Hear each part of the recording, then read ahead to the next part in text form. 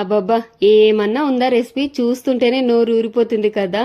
మరి ఇలా నోట్లో వేసుకోగానే అలా కరిగిపోతుంది. పిల్లలైతే చాలా ఇష్టంగా తింటారు. మా పిల్లలకైతే చాలా ఇష్టం ఈ రెసిపీ. మరి పిల్లలు ఎంతో ఇష్టంగా తినే ఈ రెసిపీ ఎలా ప్రిపేర్ చేయాలో చూపించేస్తారండి.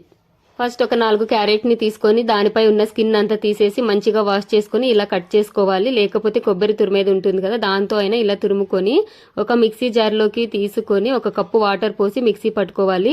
తర్వాత ఒక స్టెయినర్ సహాయంతో వడగట్టుకుని తర్వాత క్యారెట్ పేస్ట్ అయితే వస్తుంది కదా, దాన్ని మళ్ళీ వేసి 1 కప్పు వాటర్ పోసి మళ్ళీ మిక్సీ పట్టుకొని వడగట్టుకొని పక్కన పెట్టుకోవాలి. తర్వాత 1 కప్పు కార్న్ ఫ్లోర్ వేసి బాగా కలుపుకోవాలి. స్టవ్ మీద ఒక గిన్నె పెట్టి అందులోకి 1.5 కప్పు షుగర్, 1/2 కప్పు వాటర్ పోసి చక్కెర కరిగే విధంగా కలుపుకోవాలి. తర్వాత ఇలాచి పౌడర్ వేసి ఈ విధంగా తీగ పాకం వచ్చేంత వరకు కలుపుతూ ఉండాలి. అలా గట్టి తీగ పాకం వచ్చిన తర్వాత మనం ముందుగా కలిపి పెట్టుకున్నాం కదా క్యారెట్ అండ్ కార్న్ ఫ్లోర్ మిశ్రమాన్ని అందులో వేసేసి ఇలా కలుపుతూ ఉండాలి.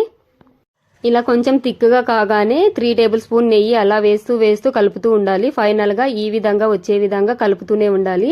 ముందుగా మనం నెయ్యి అప్లై చేసి పెట్టుకున్నాం కదా గిన్నె, అందులోకి అయితే వేసేసుకొని కొద్దిగా చల్లారిన తర్వాత చూస్తే చూడండి ఎంత పర్ఫెక్ట్ గా వచ్చిందో క్యారెట్ హల్వా. సేమ్ బయట స్వీట్ షాప్ లో కొన్న క్యారెట్ హల్వా లాగే వచ్చింది. టేస్ట్ మాత్రం వేరే లెవెల్. అసలు మా ఇంట్లో వాళ్ళైతే చాలా హ్యాపీగా ఎంజాయ్ చేశారు.